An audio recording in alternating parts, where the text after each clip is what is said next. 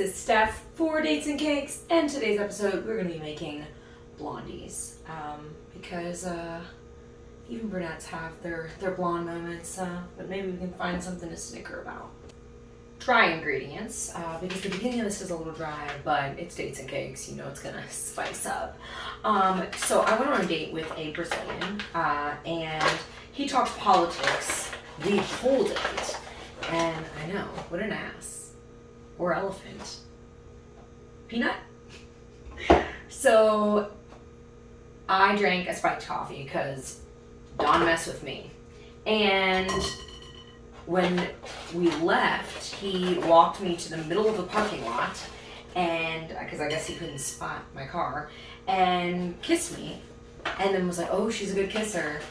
And not by the drool on my chinny chin chin did I agree. So I never saved his number from an unsaved number, and we were messaging back and forth. Surprisingly, the conversation was much better, and so it kind of ignited, and we were another reason I made blondies is because it wasn't quite vanilla, because I was talking about how if he's so lucky to get the next kiss, it might include biting. And he was like, oh, like, if I'm so lucky. And then we started talking about vampires and how this date, like, this doesn't suck. And then and this is like rapid fire. And just like this. We had a lot in common because he was also nursing a hangover while I was, and so he said that his Bloody Mary turned into like day drinking, and I was like, oh, just like that 90s Pringles commercial, once you pop, the fun don't stop. And I was like, I'm sure y'all didn't have that in Brazil, and he was like, what? Brazil? I live in New Orleans. Well, call me Louise, because Thelma and I are just gonna drive off a cliff.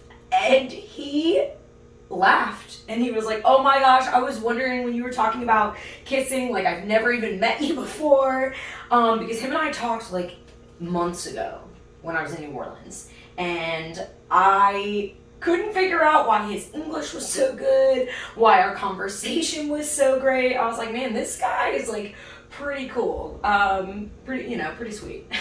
So he laughed about it, and I was like, I'm so sorry. And then he proceeded to compliment me. I was like, hey, that was totally my bad. I am like, I couldn't even blame it on, me being hangry and, really not you when you're hungry. No, I couldn't. There was no blame but me and my phone inept abilities, especially for millennial. How embarrassing. I guess my age isn't showing. He was like, don't apologize, I really did snicker.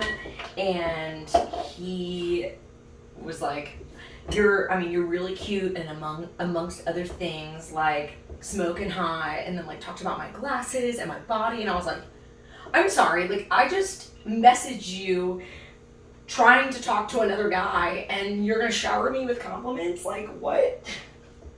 So we'll see, but it's about damn time we have a good one on Dates and Cakes. Guys that I meet in real life are always like, oh my gosh, you have a vlog? Oh, I'm gonna be the first good Dates and Cakes. Pop this in the oven for 24 minutes.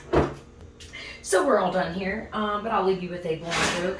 How many blondes does it take to figure out who she's talking to? My guesses are numbered. For Dates and Cakes, this is Steph. Till next time.